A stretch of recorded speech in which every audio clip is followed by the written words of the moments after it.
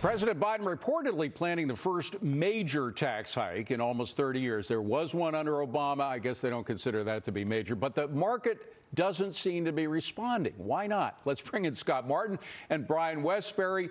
Scott, first to you. I think so far the market is more happy about all of the ends of the lockdowns. We just talked about even California is now ending a lot of its lockdowns. They're more focused on that than they are the rising costs of doing business because of tax hikes. What do you think?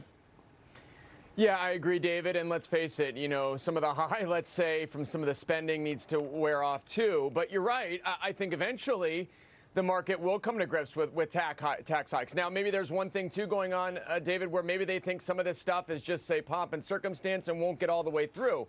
But the reality is this. If you look at companies going forward facing higher taxes, that's definitely going to hurt jobs, but also maybe make companies more efficient, obviously drive up productivity, drive up revenue per employee. So there's maybe some good things that could come of this, but by and large, when they set in, if they are draconian as they seem, that could definitely impact stock prices. Now, Brian, I'm not too worried about the wealth tax, honestly, because I think that despite all the problems it could cause, it's unconstitutional. It would go to the Supreme Court and take years to deal with. And also Americans, it's just un-American. People don't want tax police digging up their backyard looking for buried gold and jewelry and pictures and so forth. So it's just a nasty tax that I don't think will pass the muster. But when I look at the fact that they're thinking of paring back, and I'm quoting from an article here, they're thinking of paring back tax preferences for so-called pass-through businesses.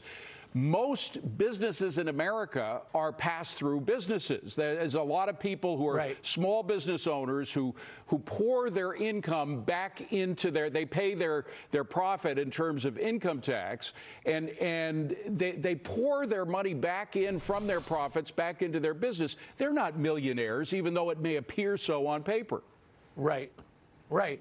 I mean, this is absolutely correct. And I want to, ditto Scott for what he said, except for one thing. I do not believe tax hikes have any positive impact on the economy or productivity or job creation. None, zero, nada. And so then to go to this pass-through tax, you either pay taxes at the business level or you pay them at the individual level. And so if there is pass-through income, individuals pay the tax.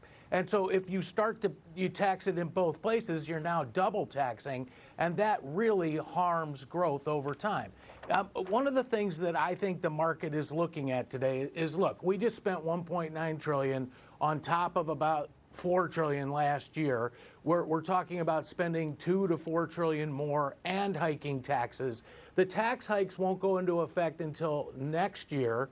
The initial phase of borrowing on our credit card to spend actually boosts economic growth and profits, so that helps the market. And so what we have is kind of a medium to long-term problem, while in the short term we get to live with a sugar high. Well, let me let Scott back in here. Hold on a second, Brian, because Scott, the fact is it looks like this administration is thinking of making the same mistake made by the Obama-Biden administration. Just when the economy's getting back on its feet, that's when we get new taxes, new regulations. Of course, we've already had regulations in the energy field, but we could be suppressing a takeoff of the economy in 2022. We'll see that initial phase this year because all of the end of the lockdown is going to create a boom.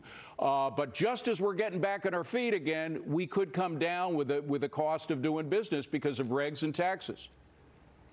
Yeah, it's back to the you didn't build that days of, yesteryear from Obama. And that's the scary thing, too. I think you have these small businesses that have actually made it through the government shutdown and the government force of closing them down because they knew better. And now these businesses that have made it through by the skin of their teeth, which is very, very small, by the way, they actually say now you've got to pay more because you actually made it. You have to pay for all this malaise and this excess creation of spending that we've done, the American Rescue Plan that we didn't need, that we needed because the government shut everybody down, took away everybody's liberty, and told them what to do with their business, with their personal lives, because the government knew better. That's the scary part. Brian's right. Like, he's smarter than I am in the sense that you're right. Taxes are bad. Maybe it does make businesses more efficient in some way, But tax money, when the government says, we know what to do with your money better than you do, that's where I get worried. And saying it's tax money is just a euphemism for them saying they're going to take it from There's not a lot of skin on anybody's teeth these days. That's the bottom line. Brian, I wish we had more time, but we've run out. You guys are really terrific.